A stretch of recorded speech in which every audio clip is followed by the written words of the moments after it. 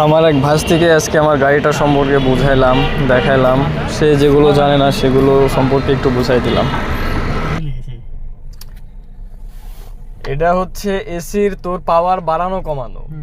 এটা হচ্ছে যদি উপরে তুলে দিই তাহলে এসির বাতাসটা নিচের দিকে আসবে। এটা নিচে নামায় দিলে এসির বাতাসটা বরাবর থাকবে। এটা হচ্ছে ইমার্জেন্সি।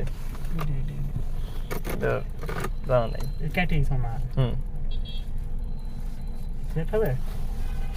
গাড়ি মধ্যে খাও আইসি দেখ কি কি তোর সমস্যা।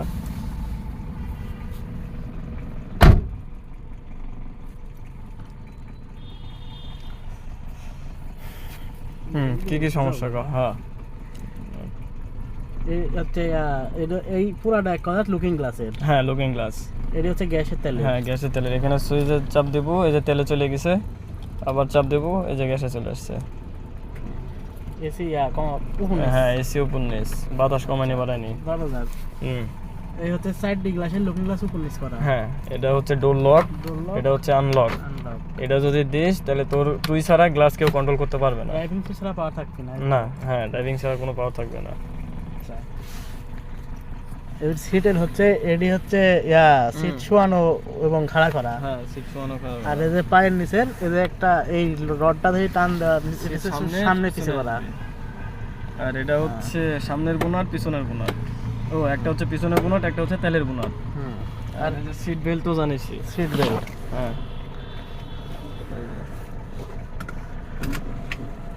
আর সামনের বোনাট এই যে সামনের বোনাট, এই যে এটা চাপ দিলেই সামনের বোনাট।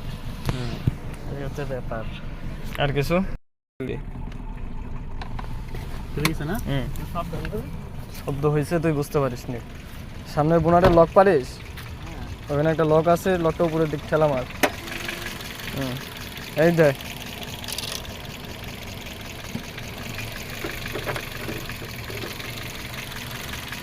এই হচ্ছে মোবাইল।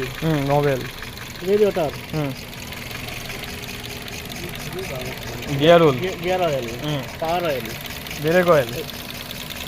পাওয়ার অয়েল মোবাইল অয়েল একই।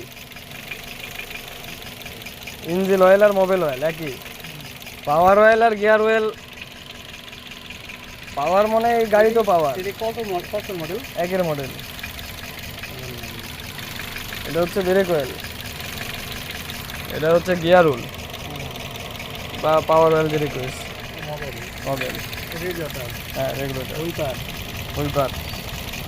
হুইপার রেগুলেটর।